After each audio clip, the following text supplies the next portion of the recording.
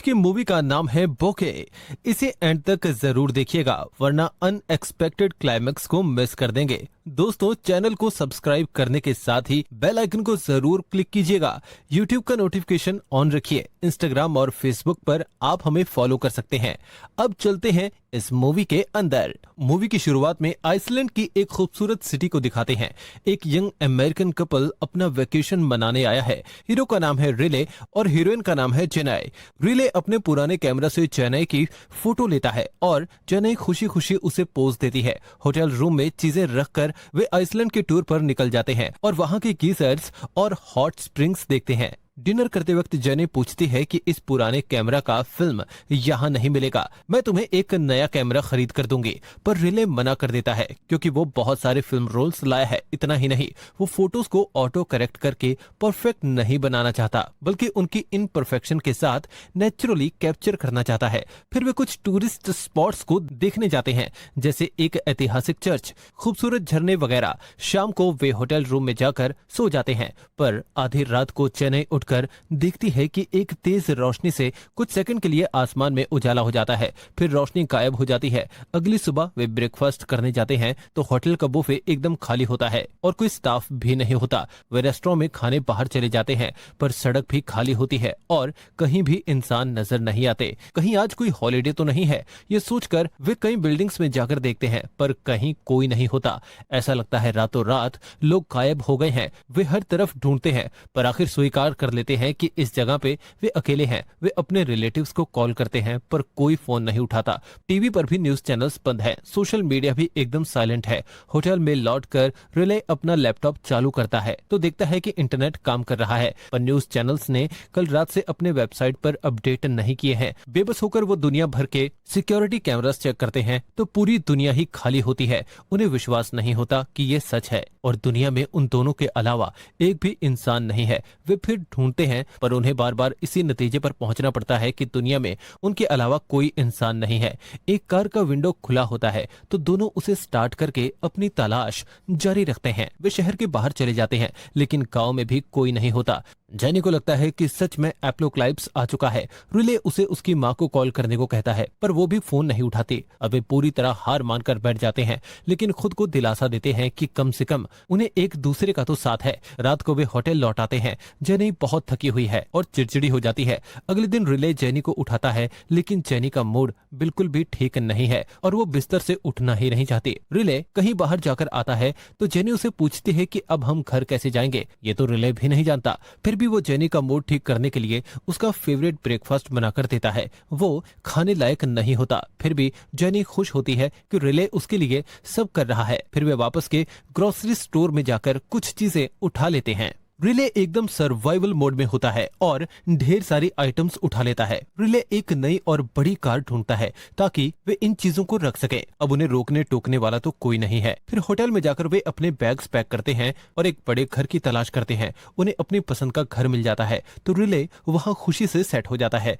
पर चेन्नई को यकीन नहीं होता कि ये सब इतना आसान है। फिर एक कपड़ों की दुकान में जाकर चेन्नई एक दो ड्रेस लेती है, पर रिले कहता है कि अब मौका मिला है तो और भी ड्रेसेस उठा लो। अगर लोग फिर आ गए तो हम ये सब नहीं कर पाएंगे। वो सारे ड्रेसेस ट्राई करके देखते हैं और इस बीच हंसी मजाक भी हो जाता है।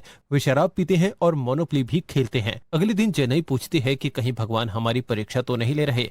तो क्या तुम भगवान में विश्वास करती हो? इतनी भी धार्मिक मत बनो यार। इस पे चेन्नई कहती है कि विश्वास और धर्म अलग अलग चीजें हैं। रिले कहता है कि ठीक है, इतना फिलोसफिकल मत बनो, टेक इट इजी। फिर वे गांव की ओर ड्राइव करते हैं तो चेन्नई बहुत रिलैक्स्ड फील करती है। वो विंडो पे पैर रखती है और उसके शूज हवा में उड़ जाते हैं। दोनों जियोथर्मल पूल पहुंचते हैं और वहां घास के बीच कपड़े बिछाकर लेट जाते हैं। जेनी अपना ड्रेस उठाकर पूल में कूदने जाती है और रिले उसकी फोटोज लेने लगता है। फिर वो भी पूल में कूद जाता है और दोनों इंटीमेट होने लगते हैं। फिर वे बाहर आकर सो जाते हैं। कुछ देर बाद जेनी जागती है और हरे भरे खेतों में चलने लगती है। रिले भी उसके पीछे जाकर फूलों के बीच उसकी फोटोज खींचता है। शाम को वे शहर लौट आते हैं और ग्रोसरी स्टोर में रिले बच्चों की तरह खेलने लगता है। तभी ट्रॉली ट्रॉली से फिसलकर गिरता है और उसे बहुत चोट लग जाती है। रात को वे पार्टी ड्रेस पहनकर डिनर करने जाते हैं। जेनी रिले को डांटती है कि ट्रॉली पर खेलने की क्या जरूरत थी, अगर तुम्हें कुछ हो जाता तो यहाँ ना तो डॉक्टर्स हैं ना कोई मदद करने वाला। पर रिले कहता है कि तुम छोटी सी बात का बतंगड़ बना रही हो।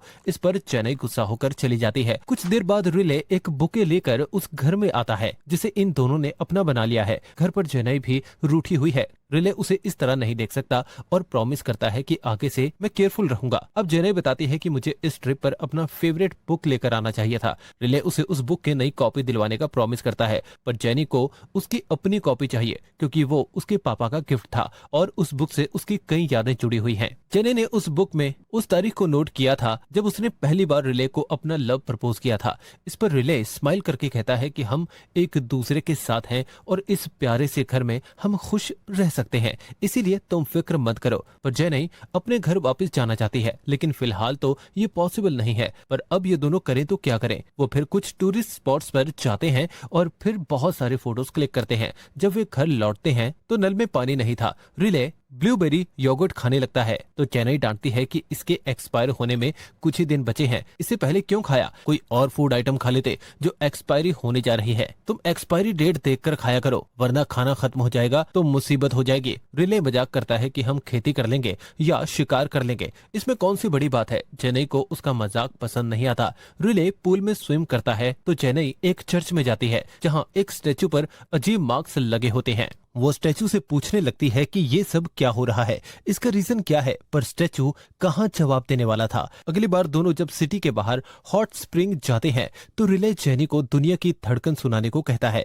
और बताता है कि उसे आइसलैंड से प्यार हो गया है। वो वॉल्केनिक रॉक्स वाले एक बीच पर पहुंचते हैं। रिले उस जगह की पौराणिक कथा सुनाने लगता है, पर जेनी कहती है कि कहानी बाद में सुनाना, अभी तो पीने का पानी खत्म हो गया है। फिर वे एक टूटे हुए प्लेन के पास पहुंचते हैं। रिले को उसके अंदर भी कोई खूबसूरती दिखती है और वो फोटोज क्लिक करने लगता है। जेनी तंग आ जाती है और कहती है कि तुम हर चीज को खूबसूरत बताकर मुझे खुश करने की कोशिश क्यों कर रहे हो, ये प्लेन किसी काम का नहीं है, पर तुम्हें तो इसे निहारना है बस, तुम रियलिटी को चेंज नहीं कर सकते। ये सब सुनकर रिले बेबस होकर पूछता है कि फिर मैं क्या करूं, तुम ही बताओ, अपनी आंखें खोलकर देखो। ये कहकर वो रिले को वहीं छोड़कर कार लेकर चली जाती है। रिले उस प्लेन के अंदर रात बिताता है और जेनी रास्ते में कार रोककर अंदर ही सो जाती है। सुबह वो रिले को लेने आती है पर दोनों एक शब्द भी नहीं बोलते। जेनी रिले को पीने के लिए कुछ देती है और दोनों शहर लौट आते हैं। रिले दिन भर शहर में घूमता है और दीवारों पर हुई ग्राफिटी और पब्लिक आर्ट्स की फोटोज लेता है। एक पेंटिंग की आंखें उसे डरा देती हैं और वो घबराकर फिल्म रोल को डिस्ट्रॉय कर देता है। जेनी लैपटॉप पर किसी और से कनेक्ट करने की कोशिश करती है पर असफल रहती है। फिर वो चर्च जाती है और रिले कोई मशीन बनाने के लिए चीजें इकट्ठी करने लगता है। अचानक एलिवेटर का डोर बंद हो जाता है और वो घबरा जाता है, पर वे अपने आप ही खुल जाते हैं और वो सेफली घर आ जाता है। जेनी घर पर नहीं होती और रिले अजीब तरह की मशीन बनाने लगता है। दूसरी ओर जेनी एक घोड़े को कुछ खिला रही होती है। उसे तसल्ली होती है कि कम से कम जानवर तो देखने को मिल रहे हैं। जब वे अगले आउटिंग पर निकलते हैं तो जेनी ड्राइव करती है और अपने पुराने वॉइस मेल मैसेज प्ले करने लगती है, वरना तो वो अपने फ्रेंड्स और फैमिली की आवाजें भी भूल रही थी। रास्ते में वो कुछ ग्लेशियर्स के पास से गुजरते हैं। दोनों एक ग्लेशियर पर बैठते हैं तो जेनी कहती है कि यही नेचर की शक्ति है कि वो हर चीज को वाइप आउट करके पृथ्वी को साफ कर सकता है। शायद भगवान भी इंसानों से तंग आ गए हैं, इसीलिए उन्होंने पृथ्वी को साफ कर दिया। पर रिले अभी भी उम्मीद नहीं खोया है। वे घर लौट रहे होते हैं तो जेनी को फिल्म रूल्स 12 करने की जगह का पता चलता है। वो एक फ्लावर शॉप को देखकर खुश हो जाते हैं, पर अगले ही सेकंड उसकी खुशी उड़ जाती है क्योंकि सारे फ्लावर्स मर चुके हैं। रिले कहता है कि हम और कहीं फ्लावर्स ढूंढ लेंगे। वे एक लेक साइड कैबिन में पहुंचते हैं जहां फायर प्लेस भी होता है। रिले लकड़ियां लेने जंगल की ओर जाता है तो एकदम चौंक जाता है कि वहां नील्स नाम का एक और इंसान भी होता है। उसकी तबीयत उतनी ठीक नहीं लगती। रिले और जेनी अपने सप्लाईज उसके साथ शेयर करते हैं। नील्स बताता है कि मैंने भी कई दिनों से दूसरे इंसानों को नहीं देखा था। मुझे लगा कि दुनिया का अंत होने वाला है, इसीलिए मैं यहाँ प्रकृति की गोद में आ गया। मैं शहर में नहीं, यहाँ मरना चाहता हूँ। वो बहुत खास रहा होता है। रिले उसे हिम्मत देता है और जिंदा रखता है क्योंकि रिले और जेनी के अलावा ये इकलौता इंसान बचा है। पर नील्स अपनी किस्मत को स्वीकार कर चुका है और मरने के लिए तैयार है। ये जानकर रिले को उस पर बहुत गुस्सा आता है। रात को जब रिले सो रहा होता है तो जेनी फायरप्लेस के पास बैठी होती है। वो नील्स को अपनी वेकेशन के बारे में बताती है और कहती है कि वो अपने घर और फैमिली को बहुत मिस कर रही है। नील्स बताता है कि मेरी अपनी फैमिली मेरे लिए अजनबी बन गई थी क्योंकि मैं ज्यादातर समुद्रों के बीच शिप में रहता था। मेरा दुख ये था कि मेरा घर तो था, फिर भी मैं बेघरों की तरह काम के चक्कर में यहाँ वहाँ घूमता रहा। दोनों की यही राय है कि अब दुनिया ही बेमतलब है। अगली सुबह रिले जेनी को जगाकर ये बैड न्यूज देता है कि नील नींद में ही मर गया था। जेनी उसकी बात को कंफर्म करने जाती है और रिले नील्स के लिए गड्ढा खोदने लगता है। जेनी कहती है कि अब इसे दफनाने का कोई फायदा नहीं है, पर रिले उसे इज्जत के साथ दफनाना चाहता है। इस बात पर फिर दोनों में बहस होती है। ऊपर से जेनी इस जगह को और सर्च करना चाहती है क्योंकि उसे लगता है कि यहाँ और भी लोग जिंदा हो सकते हैं, पर रिले को ये बात राज नहीं आती। दोनों शहर लौट आते हैं।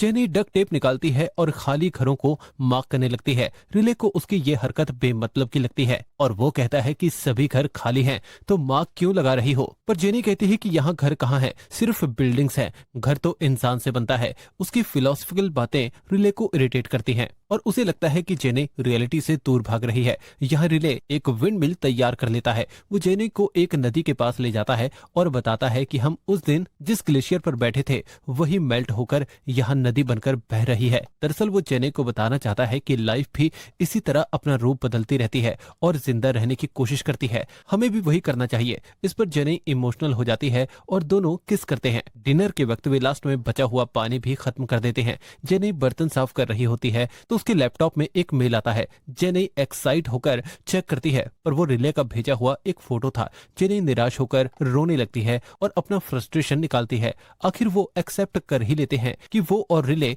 दुनिया में अकेले हैं। अगली सुबह रिले को एक बड़ा व्हाइट एनवेल्प दिखता है जिस पर उसका नाम लिखा होता है। वो अपना बनाया हुआ वाटर पंप एक्टिवेट करके एनवेल्प खोलता है जिसमें कुछ फोटोज होते हैं, पर उसमें जेनी का एक्सप्रेशन रिले को परेशान कर देता है और वो जेनी को ढूंढने निकलता है। वो जियोथर्मल पूल के पास जेनी की कार को देखता है।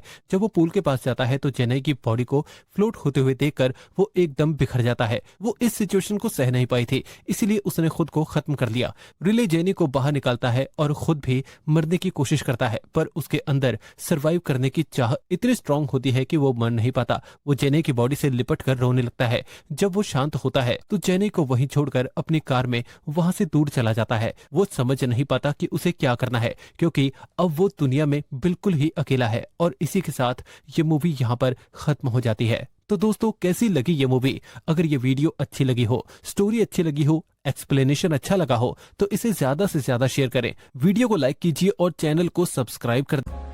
Hi friends, if you like this video, please subscribe Asben Movie Explainer and press bell icon to get notified for the latest updates. Thank you.